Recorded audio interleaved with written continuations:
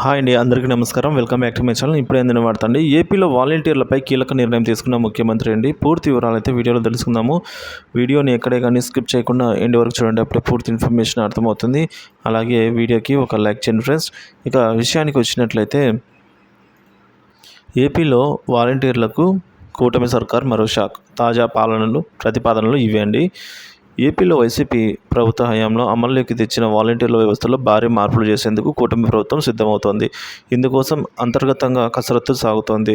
ఎన్నికల హామీ మేరకు వాలంటీర్లకు ఇచ్చే జీతం 5,000 నుంచి 10,000కు పెంచాల్సిన పరిస్థితి ఉంది.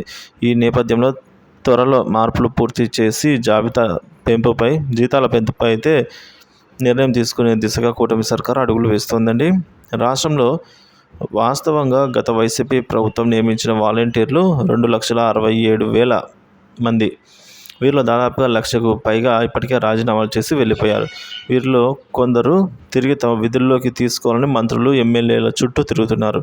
అయితే వీరి సంగతి ఏమో కానీ మిగిలిన వాలంటీర్లకు కూడా పని లేకుండా పోయింది. ఇప్పటికే ప్రభుత్వం వాలంటీర్లు లేకుండా సంక్షేమ పథకాలు అందుతాయన్న విషయాన్ని లబ్ధిదారులకు చెప్పేందుకే సచివాలయ ఉద్యోగులను అయితే వాడుకుంటుందండి. మనం చూసుకోవచ్చు, రీసెంట్గా పెన్షన్ పంపిణీలో కూడా సచివాలయ ఉద్యోగులను అయితే వాడుకొని పెన్షన్లను పంపిణీ చేశారు. ఈ నేపథ్యంలో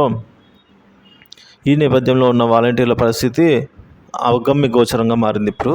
ఇప్పుడు వాలంటీర్ల వ్యవస్థలో తగు మార్పులు చేసి వీరి జాబితా పెంపుపై అయితే ఫోకస్ పెట్టేందుకు ప్రభుత్వం సిద్ధమవుతోంది.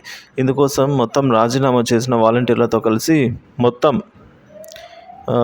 2.67 లక్షల అంటే 2,67,000 మంది వాలంటీర్లను సగానికి తగ్గించడంతో పాటు వీరికి అప్పగించే విధుల్లో కూడా వీరి పేర్లను మార్పులు చేసేందుకు ప్రభుత్వం కసరత్తు చేస్తోంది. ఇప్పటివరకు 50 ఇళ్లకు ఒక వాలంటీర్ ఉండగా ఇక మీదట 100 ఇళ్లకు ఒక వాలంటీర్ ఉండేలా చూస్తారు. అలాగే వాలంటీర్ల పేర్లను కూడా గ్రామ సేవక్, వార్డు సేవక్, అంటే ఈ విధంగా గ్రామాల్లో ఉండే వాళ్ళని గ్రామ సేవక్గా, అలాగే మున్సిపాలిటీలో ఉండే వారిని వార్డు సేవక్గా అయితే మార్చబోతున్నట్టు తెలుస్తుంది. అలాగే ఇప్పటికే రాజీనామా చేసిన వారికి ఛాన్స్ లేనట్టే అని చెప్తున్నారు. మూడేళ్లకు మాత్రమే ఈ వాలంటీర్ జాబ్ అనేది వ్యాలిడిటీ ఉండబోతుంది.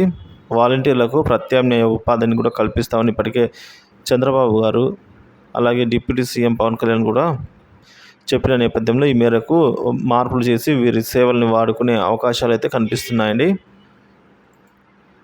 సో ఈ విధంగా వాలంటీర్లను అయితే ఇచ్చిన మాట ప్రకారము వారికి 10,000 రూపాయలు అందజేస్తారు. కాకపోతే వాలంటీర్లు ప్రతి 50 ఇళ్లకు ఒకరు కాకుండా ప్రతి 100 ఇళ్లకు ఒక వాలంటీర్ ఉండేలా చూస్తారు. పేరు కూడా వాలంటీర్ కాకుండా గ్రామ సేవక్ లేదా వార్డు సేవక్గా అయితే వారి పేరు ఉండబోతున్నాయి. మరియు ఈ వాలంటీర్ జాబ్ వచ్చేసి 3 సంవత్సరాలు మాత్రమే వ్యాలిడ్ ఉండేటట్టుగా అయితే చర్యలు తీసుకోబోతున్నారు ఫ్రెండ్స్.